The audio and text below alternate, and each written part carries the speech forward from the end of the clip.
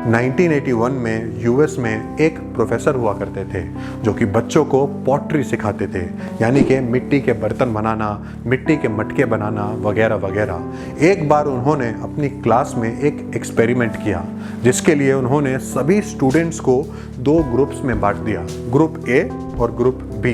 Group A को professor ने कहा कि आप सबको मिलकर 30 दिन के अंदर एक परफेक्ट मटका बनाना है। उस मटके के अंदर कोई भी कमी नहीं होनी चाहिए, वो एकदम परफेक्ट होना चाहिए। अभी ग्रुप बी को प्रोफेसर कहते हैं कि आप सबको मिलकर 30 दिन के अंदर अंदर बहुत सारे मटके बनाने हैं। आपको क्वांटिटी पे ध्यान देना है लेकिन क्वालिटी पर नहीं। तो आप ध्यान रखें कि आप जितने ज़्यादा मटके बनाएंगे उतना आपके लिए अच्छा है। अभी प्रोफेसर की बात सुनकर सभी स्टूडेंट्स मटका बनाने में जुट जाते हैं, सभी अपना अपना काम शुरू कर देते हैं। अब 30 दिन बाद जब रिजल्ट्स आते हैं तो उन रिजल्ट्स को देखकर प्रोफेसर बहुत हैरान रह जाते हैं। सिर्फ प्रोफेसर ही नहीं बल्कि आप भी उन रिजल्ट्स को सुनकर बहुत हैरान हो जाओगे। ग्रुप ए ने जो मटका बनाया होता है उस मटके में ढेर सारी कमियां होती हैं। वो मटका परफेक्शन के आसपास भी नहीं होता।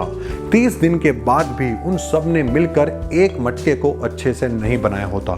दूसरी तरफ जो ग्रुप बी होता है उन्होंने सिर्फ ढेर सारे मटके ही नहीं बनाए होते बल्कि उनके बनाए गए मटके एकदम परफेक्शन के साथ बने होते हैं। मटके बड़े फ्लॉलेस होते हैं, उन मटकों में कोई भी कमी नहीं होती। ये देखकर प्रोफेसर बहुत दंग रह जाते हैं। प्रोफेसर सोचने लगते हैं कि ये कैसे मुमकिन हो सकता है। इतने सारे स्टूडेंट्स मिलकर भी एक मटका परफेक्शन के साथ नहीं बना पाए और यहाँ पर इन्होंने इतने सारे मटके बना दिए और उनका एक एक मटका इतना खूबसूरत बना हुआ है कि मैं उस मटके में चाहकर भी कोई कमी नहीं निकाल सकता।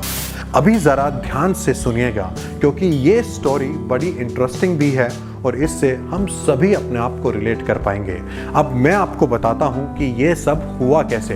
ग्रुप ए सिर्फ इसी चक्कर में अटका रहता है कि उनको एक परफेक्ट मटका बनाना है जिसके अंदर कोई भी कमी ना हो, उस मटके के अंदर चाहकर भी कोई इतनी सी भी कमी ना ढूंढ सके। इसीलिए वो बार बार एक ही मटके को तोड़ते हैं और फिर से उस पर काम करते हैं जिससे कि वो एक परफेक्ट मटका बना सके। लेकिन फिर भी वो एक मटके को भी परफेक्शन के साथ नहीं बना पाते और ये सब करते करते पूरे 30 दिन निकल जाते हैं और उनके हाथ में एक भी परफेक्ट मटका नहीं होता। लेकिन दूसरे ग्रुप ने शुरू में जो मटके बनाए वो मटके बहुत ही खराब बने थे। उन मटकों में बहुत सी कमियां थी लेकिन उन्हें तो क्वांटिटी पर फोकस करना था। उन्होंने शुरू में क्वालिटी पर कोई ध्यान ही नहीं दिया। इसीलिए वो एक के बाद एक मटका बनाते गए और ये सब करते करते उन्होंने बहुत से खराब मटके बनाए। लेकिन फिर भी उन्होंने मटके बनाना नहीं छोड़ा। ये सब करते करते उन्होंने बहुत सी गलतियां की, बहुत से फेलियर्स भी देखे और उन्होंने अपनी गलतियों से सीख भी ली। अब कुछ देर बाद एक ऐसा समय आया जब उनकी आर्ट में, उनकी कला में एक निखार आने लगा। अब जब भी वो कोई नया मटका बनाते थे तो वो मटका पहले से बहुत बेहतर बनता था। अब आगे चलते चलते उनके मटकों में और परफेक्शन आने लगी और धीरे धीरे करके उन्होंने बहुत ज़बरदस्त मटके बनाने शुरू कर दिए और ये देखकर प्रोफेसर भी बहुत हैरान रह गए। और यही हमें इस कहानी से सीखने को मिलता है और यही बात मैं आप सब से भी कहना चाहता हूँ कि अपनी गलतियों से कभी भी घबराओ मत। पहला अटेम्प्ट कभी भी सक्सेसफुल अटेम्प्ट नहीं होता and we should accept it and we should keep trying. हमें हमेशा कोशिश करते रहना चाहिए।